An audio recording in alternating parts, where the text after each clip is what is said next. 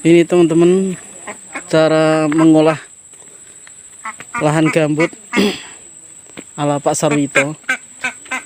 Digali-gali kayak gini. Nah seperti ini sebenarnya harus dipotong setiap anu kan, di parit-parit cacing untuk mengeluarkan pirit itu kan, racun tanah kan. Pirit. Kemarin gali-gali kayak gini sempat butuh waktu berapa bulan Pak Sarwito? Kalau ini lama, ini 11 bulan tiap hari non-stop. Kemarin masih ada jaduk, kita manfaatkan untuk gali-gali tanah ini kan, supaya kita bisa punya tanaman seperti ini kan. Sendirian aja? Ya sendirian, manual Pak. Manual ya? Ya.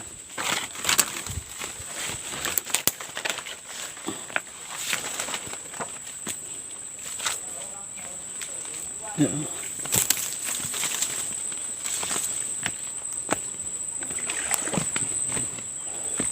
Ini lagi pasang teman-teman. Ini sebenarnya galiannya dalam betul nih. Ada 1 meter nggak Mas Sarwito galiannya? Sekitar 80 cm. 80 cm ya? Ya sekitar tiap hari sekitar 80 cm.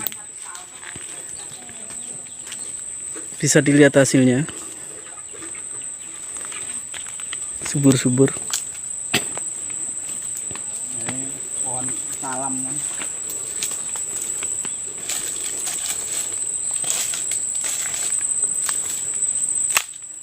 Sampai kemarin dapat tanahnya dari mana? Istilahnya dapat ini, ilmunya ini ya.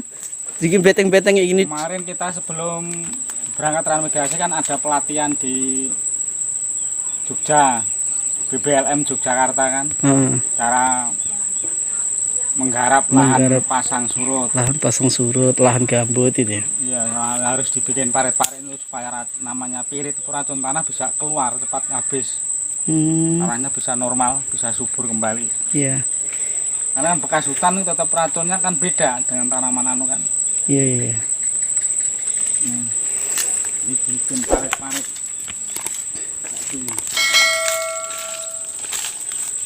Andai aja nggak dibikin-bikin kayak gini mungkin nggak mau tumbuh ya, lama ya, hidup sih hidup, cuma nggak mau besar. Oh, nggak mau besar ya? Baru kelapa besar ini Baru rebah-rebah gitu Pak De ya? Biasanya kalau gambutnya. ini batangnya sampai sebesar ini kan. Sampai diameter sampai 1 meter ini bawahnya ini. Ada yang 1 meter bawahnya. Oh, lebarnya ya? Iya. Ini air parit-paritnya kan. Ini air biar keluar masuk. Ini.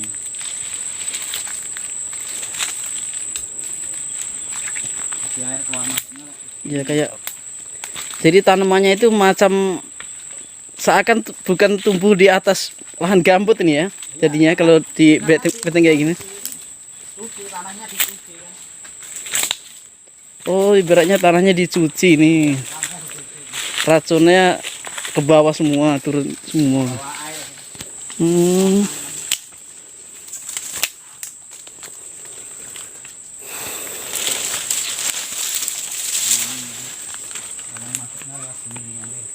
Keluar masuk ya kan. Ini airnya lagi pasang teman-teman. Nah, ini Terus air masuk kan, masuk ke lahan pekarangan. Nanti kalau surut kan keluar lewat sana. tapi ini nggak sampai tenggelam Pak De ya kalau surut? Ya kalau nggak terlalu rob lah, pasang rob ya aman aja ini, nggak sampai ini aja kan. Tapi kalau pasang rob itu ya sekalian pas pasang ada hujan deras, nah itu bisa. Oh, pernah tenggelam? Iya pernah, karena pas pasang besar sekalian ada hujan ya kan. Iya. Tambah air hujan jadinya ya.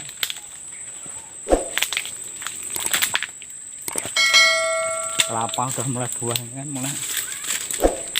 Sistem kayak gini baru kutemukan di sini Pak De. Baru ketemukan tempat sampai ini Pak De. Ya udah lama, cuma orang kan malas bikinnya. Oh, malas galinya ya? Malas galinya kan, karena memang prosesnya lama. Harus benar-benar berarti orang-orang yang dipersiapkan. Iya.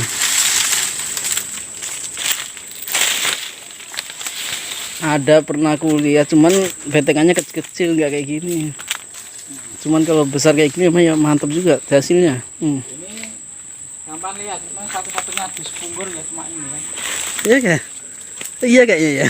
Iya, Satu-satunya di Punggur. di Sepunggur cuman tempat Pak Sarwito ini bisa menjadikan tanah gambut bisa seperti ini. Oh iya. Ini kalau nggak dibikin betengan kayak gini teman-teman, ini bisa rebah-rebah semua ini tanaman ini. Soalnya gambut kan. Ini jengkol kan, kuburnya kayak pohon jengkol nih. Oh jengkol nih Pak ya? Jengkol. Kuburnya minta ampun. Sampai yang nanam. Iya.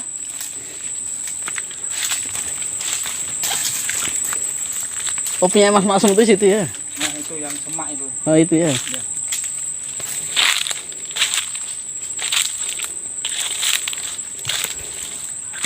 Kuburnya ini pohon salam kan.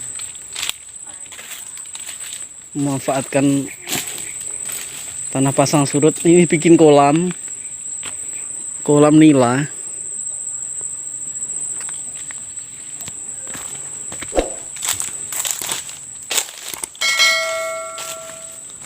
Tapi airnya nggak pernah habis ke pasar itu. Kolam nila itu. Kolam enggak. Karena ini dasarnya kan di bawah parit ini masih dalam lagi. Dari parit ini masih tambah lagi dalam. Oh dalamnya. Iya, jadi kan sama parit yang di sekelilingnya ini masih dalam kolamnya ini. Otomatis kan Iya, kalau iya. paritnya habis pun di sini masih ada. Berapa meter kira-kira panjangnya? Ini sekitar 1 Dalamnya. meter kalau ini. Oh, 1 meteran Kalau ya. paritnya kan tadi yang sekitar 80. Kali ini 1 meter dalam. Mungkin kolam yang ini mungkin dalamnya setara sama parit yang depan Pak Sir. Nah, ini tuh sekitar itu. Ini kalau nggak diparit-parit pun nggak mau hidup karena memang tanah digali itu berarti kita kan menaikkan racun tanah tadi. Makanya harus dicuci dulu tanahnya kan biar keluar masuk dulu.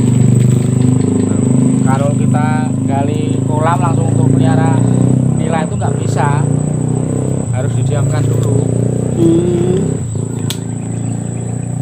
Tapi awalnya kemarin sampai ngisi air juga nih. Ya kan air pasang, ini kan ada pralonya di sini keluar masuk kan. Bikin ada pembuangan dia. Oh ada peralonnya di situ. Sebelum kita pakai itu dia dilepas dulu, nggak disumbat, biar air ganti keluar masuk kan. Wah sudah tinggi pasar itu, kan pasangnya. Iya, mulai datang kan. Ini teman-teman, satu-satunya di Sepunggur ini yang bisa menjadikan kayak gini tanamannya, berkebun di lahan gambut punya Bapak Sarwito.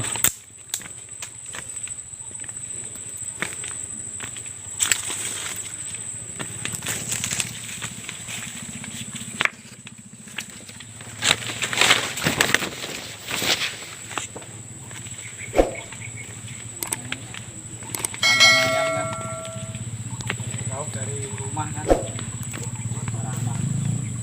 Ini kandang ayam yang dulu apa sekarang masih ada nih? Ini nanti kan aman dia. Ini dikelilingi ini banyak. Supaya aman. Semuanya apa? Ini lebarnya berapa? 500 meter nggak besar ya? Lokasi transmigrasi ini. 50, sekitar 50 kali 50 untuk pekarangannya. Oh pekarangan 50 kali 50. 50 kali 50.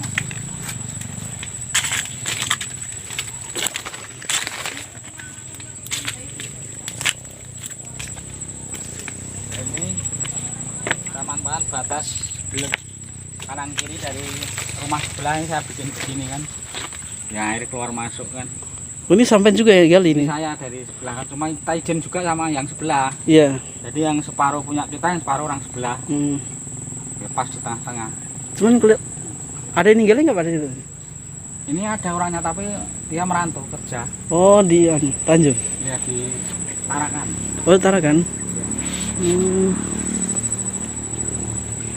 Kanan kiri sama kan, bikin air masuk keluar masuk. Tanam padi kan, setahun sekali. Nggak bisa 2 kali. Oh setahun sekali di sini ya? Iya padi kan, karena ya sebetulnya ya bagus, cuma ya hamanya itu. Ini rencana kan mau bikin kolam lagi juga. Nah ini. Oh jadi rencananya sampai bikin kolam nih. Kan kita bentuk di situ udah jadi kolam nanti. Coba lele Pak Sarwito. Gimana kira-kira kalau lele? Bisa nggak ini? Ya tapi harus dikasih waring juga karena nanti ada biawak, ada apa kan nggak bisa masuk. Seperti kolam kita itu kan ada jaringnya itu kan aman untuk sama apa seperti biawak atau apa lisang aman. Tapi kalau pasang besar juga pengaruh juga kalau pelihara lele ya. Pengaruh Anu kali ya. Keluar semua kali ya. keluar kalau nggak ada jaringnya. Tapi ini sebenarnya udah aman, sudah saya setting untuk nanti kalau bikin kolam lagi di situ. Ada bambu kuning juga, dapat dari mana Pak Sarwito itu? Apa tumbuh sendiri dulu? Ini bibit ini dari orang Jawa juga yang udah lama datang di sana Tanjung Palas. Bambu kuning. Bambu kuning. Ini katanya kan untuk tolak balak kita melihara ayam apa itu kan ini tolak balaknya. Biar apa Mas? Ayam, kita bebek ini kan tolak balaknya biar nggak kena penyakit kan. Oh gitu. Bambu kuning, pring lanang kan istilahnya. Pring gading ini namanya. Dulu masa kecilku belinya buat anu juga nih. Buat ngusir ninja juga belinya. Iya. Nah ini parit belakangnya kan. Oh ini batasnya pekarangannya. Pekarangan sama anu sawah. Ini sawah sama ini kan batasnya kita. Kemarin cuma kecil aja kita rapikan. Kita rapikan sendiri.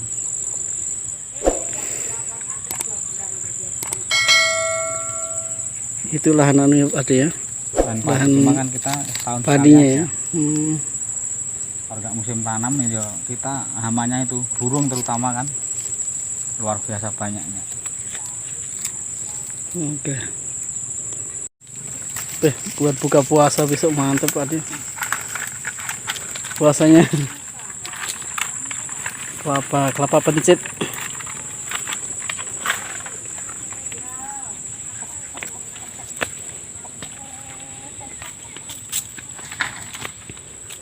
Ini teman-teman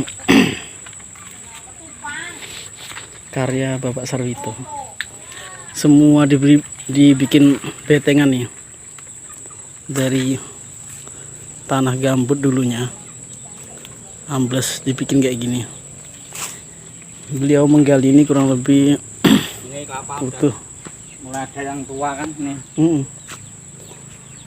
Butuh waktu 11 bulan. Tuh, panen lagi, baru jalan-jalan sebentar di belakang sudah panen kelapa 2. Berkahnya transmigrasi. Ini dalamnya 80 cm. Karena berhubung air pasang jadi nggak terlalu kelihatan.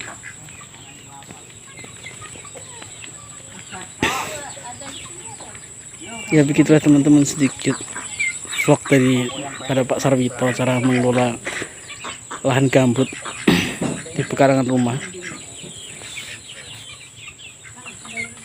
Semoga bermanfaat dan jangan lupa dukung terus channel Bang Cik dengan cara like, komen dan juga subscribe. Wassalamualaikum warahmatullahi wabarakatuh.